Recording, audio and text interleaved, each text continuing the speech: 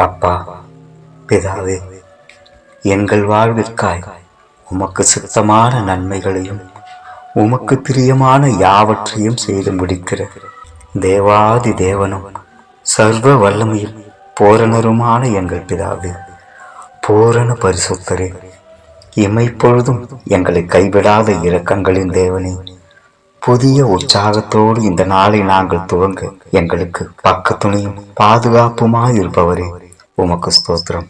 நெருக்கத்திலே நான் உனக்கு உதவி செய்வேன் என்று எரேமியா 15:11 நாங்கள் வாசிக்கிறோம்.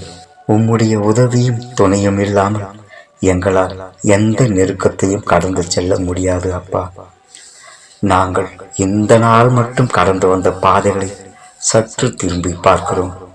எங்கள் தனிப்பட்ட வாழ்க்கையில் எத்தனை நெருக்கங்கள், எங்கள் குடும்ப சூழ்நிலைகளில் எவ்வளவு பாதகமான நெருக்கங்கள், எங்கள் விசுவாசத்தை குலைக்கும்படியாக எங்கள் வாழ்வில் நடந்த சம்பவங்களின் நெருக்கங்கள், உலக பிரகாரமாக மனுஷர்களாலும் பொருளாதாரத்தினாலும் பிரிவுகளிலும் உண்டான நெருக்கங்கள், எங்கள் ஊழியத்தின் பாதையில் சபைகளை கட்டி காப்பதில் எவ்வளவு சிக்கல்கள், எங்கள் வேலைகளின் நிமித்தமாகவும் பணிபுரியும் இடங்களிலும் எவ்வளவு இடர்பாடுகள், சோர்வுகள், எங்கள் தாய் தந்தையர் சகோதர சகோதரிகளின் உடல் நலக் குறைவுகள், எங்களுக்குள்ளிருந்து எங்கள் உறுதியை தடுமாற செய்யும் எங்கள் வியாதிகள், எங்கள் பிள்ளைகளின் சில மீறுதல்களினால் வரும் மன தளர்ச்சிகள், அவர்களுக்கான கவலைகள், எதிர்காலத்தை குறித்த சோர்வுகள்,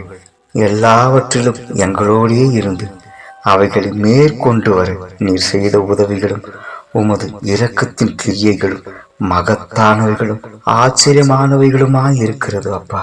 பிதாவே, இந்த புதிய நாளில் இவைகளுக்காக நாங்கள் எண்ணிலடங்கா ஸ்தோத்திரங்களை செலுத்துவதோடு எங்கள் வாழ்நாள் முழுவதும் எங்களை கண்மணி போல் காத்து உதவி செய்ய நீர் இருக்கிறீர் என்பதையும், நாங்கள் உமது உள்ளங்கைகளில் வரையப்பட்டு பாதுகாக்கப்படுகிறோம் என்பதையும் உணர்ந்து இந்த நாளையும் உற்சாகத்தோடு கடந்து செல்ல நீர் உதவி செய்வீர் என்று விசுவாசிக்கிறோம் அப்பா.